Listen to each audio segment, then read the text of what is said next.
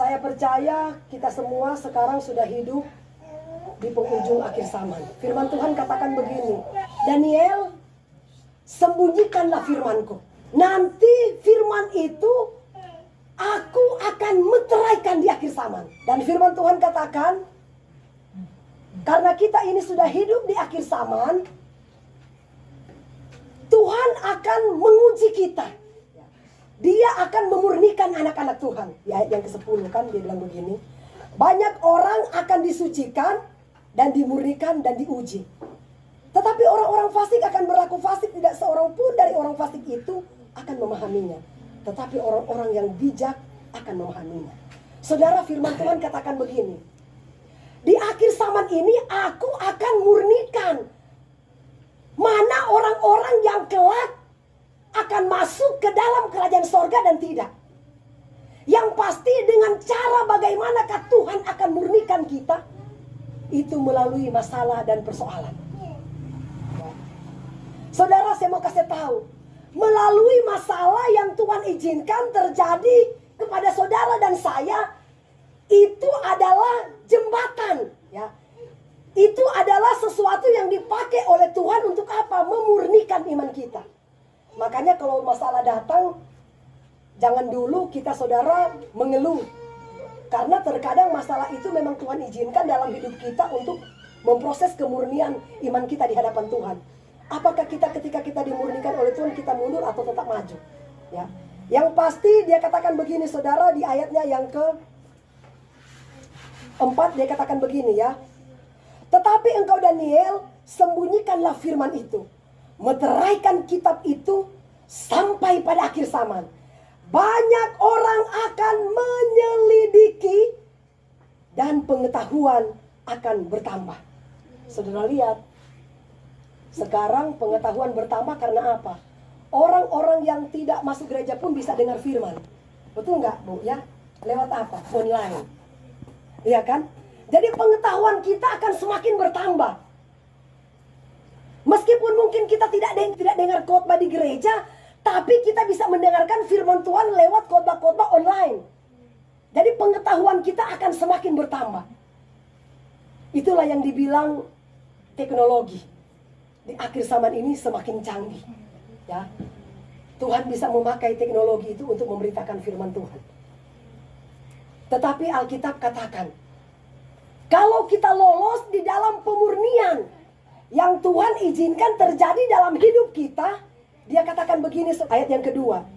Dan banyak dari antara orang-orang yang telah tidur dalam debu tanah, dia bilang, 1, mereka akan bangun, dia bilang, sebagian untuk hidup yang kekal, sebagian untuk mengalami kehinaan dan kengerian di dalam api neraka. Berarti ada 2 kan? Hidup yang kekal dalam kerajaan sorga, kedua neraka. Saudara, kalau kita lulus dalam pemurnian ujian dari Tuhan, saya percaya sorga akan menjadi milik saudara dan saya. Sekaranglah saat-saatnya kita dimurnikan oleh Tuhan. Seperti saudara, saya kasih contoh. Saya petik khotbahnya David Herson. Ketika mungkin saudara kita bakar sate, misalnya daging babi atau daging ayam, kita tusuk dia, kemudian kita bakar. Kita bakar saudara sampai sate itu matang, ya, supaya kita bisa menikmati dengan enak. Nah saudara, demikian juga hidup kita. Tuhan akan bakar kita, ya. Tuhan akan bakar lewat apa? Lewat masalah-masalah yang terjadi dalam hidup kita. Ketika Tuhan bakar, kita tetap berdiri kokoh, berdiri teguh.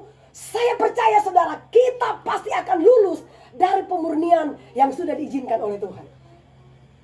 Tuhan katakan, ya, orang yang mati ada yang sebagian masuk ke dalam sorga yang kekal, ada juga yang masuk ke dalam neraka yang kekal. Tapi saat ini kita dipersiapkan oleh Tuhan supaya sorga itu akan menjadi warisan saudara dan saya. Untuk itu, mulai dari sekaranglah saudara, kita membangun iman kita supaya kita bisa melihat mujizat-mujizat Tuhan terjadi dalam hidup saudara dan saya. Setan itu tidak pernah takut kalau kita setia bergereja. Ya. Dia tidak takut. Setan tidak takut, saudara, ketika kita melayani Tuhan. Dia tidak takut. Setan tidak takut ketika dia melihat saya ini berkhotbah. Dia tidak takut. Tetapi yang setan takutkan, bagaimana saya berusaha berjuang melakukan kebenaran firman Allah. Sebab Alkitab katakan tanpa kekudusan kita tidak bisa melihat kemuliaan Tuhan. Tetapi kalau kita berusaha berjuang melakukan firman Allah, berusaha hidup dalam kekudusan, kita rela dimurnikan oleh Tuhan lewat firman Allah atau lewat proses masalah demi masalah yang terjadi, kemudian kita lolos.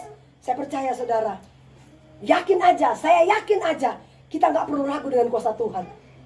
Ketika Tuhan menjemput kita pada kali yang kedua, kita pasti akan terangkat, ya. Karena firman Tuhan katakan, keadaan akhir zaman ini akan seperti zaman Nuh. Tuhan bilang begini, Nuh, buat bahtera. Pada waktu Nuh buat bahtera, wah, orang ejek dia.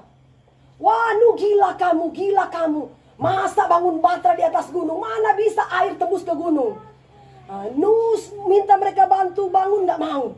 Ya, akhirnya Tuhan bilang begini, Nuh, sudah Tuhan. Oke, masuk semua keluargamu.